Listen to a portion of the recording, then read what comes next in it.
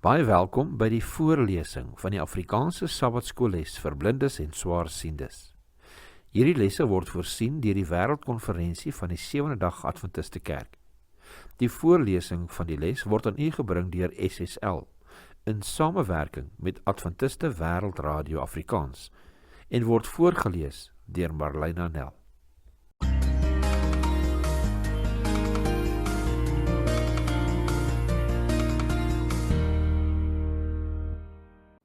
Donderdag 26 Maart, 'n boodskap aan Laodicea. Kom ons open met gebed. Liewe Heer, ons sê vir U dankie vir U Gees wat ons help om die skrif te verstaan. Help ons asseblief verder, liewe Vader, laat ons deur hierdie studie U waarheid mag sien. Ons bid dit in Jesus naam alleen. Amen. Lees Kolossense 4 vers 16 tot 18 en vergelyk dit met Kolossense 2 vers 1 tot 3. As jy Jesus se boodskap aan Laodicea oordink, sien ook gister se studie, watter ooreenkomste vind jy in die brief aan die Kolossense wat ook in die kerk in Laodicea gelees moet word?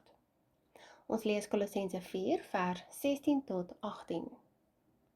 En wanneer hierdie brief by julle gelees is, sorg dat dit ook in die gemeente van die Laodicense gelees word en dat julle ook die uit Laodicea lees. En sê aan Archippus, gee ag op die bediening wat jy ontvang het in die Here, dat jy dit vervul.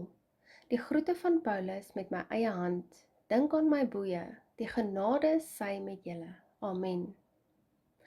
Ons lees Kolossense 2 vers 1 tot 3. Want ek wil hê dat julle moet weet wat 'n groot stryd ek oor julle het, en oor die wat in Laodicea is, en almal wat my aangesig in die vlees nie gesien het nie, dat hulle harte vertroos mag word, deurdat hulle saamgevoeg word in die liefde en tot alle rykdom van die volle versekerheid van insig, om die verborgenheid te leer ken van God en die Vader en van Christus, in wie al die skatte van wysheid en kennis verborge is. Kolossense 2 vers 1 tot 3. Dwars deur die geskiedenis van God se kinders, deur die eeue heen, het dieselfde probleme oor en oor voorgekom. Die profete het Israel tereggewys, omdat hulle soos die wêreld wou aanbid, en het by hulle aangedring dat hulle hulself moes bekeer voordat dit te laat sou wees. Jesaja het selfs geweeklaag in Jesaja 1 vers 21, ag, hoe het die getroue vesting 'n hoer geword? En het in Jesaja 1 vers 16 tot 20 by die volk aangedring om na God terug te keer vir vergifnis en reiniging. Beide Johannes die Doper in Matteus 3 vers 2 en 8 tot 10 en Jesus in Matteus 4 vers 17 en Matteus 12 vers 33 tot 37 het 'n beroep op die Israeliete gedoen om hulle te bekeer en vrugte te dra wat die toets van oordeel in die laaste dae sal deurstaan. Die apostels het soortgelyke boodskappe gebring. Handelinge 2 vers 38 lees, en Petrus sê vir hulle, bekeer julle en laat elkeen van julle gedoop word in die naam van Jesus Christus, tot vergifnis van sondes, en julle sal die gawe van die Heilige Gees ontvang.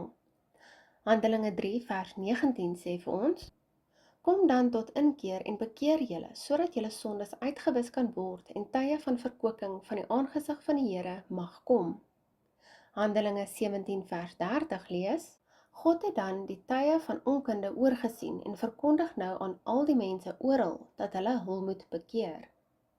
2 Korintiërs 7 vers 9 en 10 sê vir ons, nou is ek bly, nie omdat julle bedroef was nie, maar omdat julle bedroef was tot bekering, want julle was bedroef volgens die wil van God, sodat julle deur ons in niks skade gelei het nie. Want die droefheid volgens die wil van God werk 'n onberoulike bekering tot redding, maar die droefheid van die wêreld werk die dood. 2 Korintiërs 7 vers 9 en 10. Vergelyk die volgende skrifgedeeltes. Jesaja 60 vers 1 tot 3 met Openbaring 18 vers 1 tot 4 en Jesaja 62 vers 1 tot 5 met Openbaring 19 vers 7 en 8. Watter ooreenkomste is daar tussen die boodskappe in hierdie twee boeke? Ons lees Jesaja 60 vers 1 tot 3.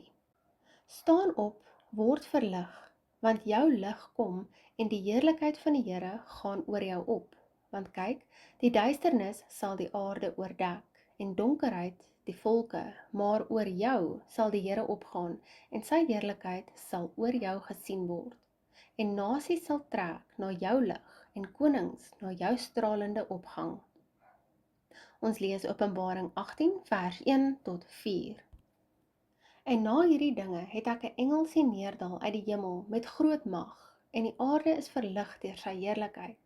En hy het met 'n groot stem kragtig uitgeroep en gesê: Geval, geval het die groot Babylon, en dit het geword 'n woonplek van duiwels en 'n versamelplek van allerlei onreine geeste en 'n versamelplek van allerlei onreine en haatlike voëls, omdat al die nasies gedrink het van die wyn van die grimmigheid van haar hoerery, en die konings van die aarde met haar gehoreer het, en die handelaars van die aarde ryk geword het deur die mag van haar weelderigheid.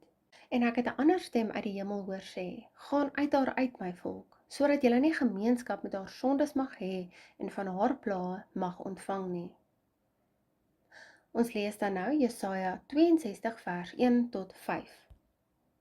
Terwille van Sion sal ek nie swyg nie, en terwille van Jerusalem nie stil wees nie, totdat sy geregtigheid uitbreek soos 'n glans en sy huil soos 'n fakkel wat brand. En die nasies sal jou geregtigheid sien, en al die konings jou heerlikheid, en jy sal met 'n nuwe naam genoem word, wat die mond van die Here sal noem. En jy sal 'n suurlike kroon wees in die hand van die Here, en 'n koninklike tulband in die hand van jou God.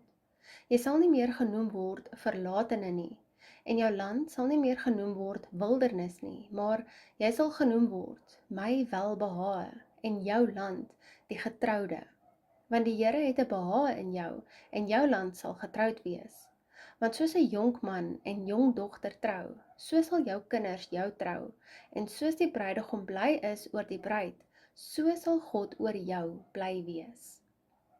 Ons lees Openbaring 19 vers 7 en 8.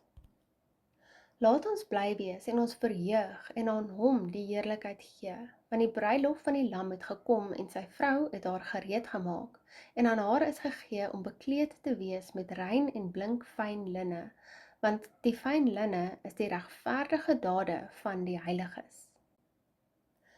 God sal die hemel en aarde verenig, maar as gevolg van die groot stryd moet dit in fases gedoen word. Nommer 1. By Golgotha het Satan alle toegeneentheid van die hemelse wesens vir hom verloor. Johannes 12 vers 31 lees: Nou is dit die oordeel van hierdie wêreld. Nou sal die owerste van hierdie wêreld buitentoe gedryf word. Punt nommer 2. Deur Christus se oordeelsbediening in die hemelse heiligdom is God se volk volgens Hebreërs 13 vers 21 volmaak in elke goeie werk om sy wil te doen en reg vir die hemel. Punt nommer 3. Deur die 1000 jaar oordeel en die finale oordeel na die 1000 jaar word alle oorblewende vrae vir ewig afgehandel en word sonde en die onbekeerde sondaars in die poel van vuur vernietig, wat ook die aarde reinig. Openbaring 21 vers 8 sê vir ons: Maar die wat vreesagtig is aangaan en die ongelowiges en gruwelikes en moordenaars en hoereerders en towenaars en afgodienaars en al die leenaars, hulle deel is in die poel wat brand met vuur en swavel. Dit is die tweede dood. Punt nommer 4. Eers na die einde van die sonde kan hemel en aarde uiteindelik verenig word. Openbaring 21 vers 3 lees: En ek het 'n groot stem uit die hemel hoor sê: Kyk, die tabernakel van God is by die mense, en hy sal by hulle woon, en hulle sal sy volk wees, en God self sal by hulle wees as hulle God. Wat kan jy self doen deur nie na enigiemand anders te kyk nie, om getrou aan God en die waarheid te bly wat aan ons gegee is? Dit wil sê, watter keuses maak jy wat onthul wie waarlik jou hart besit?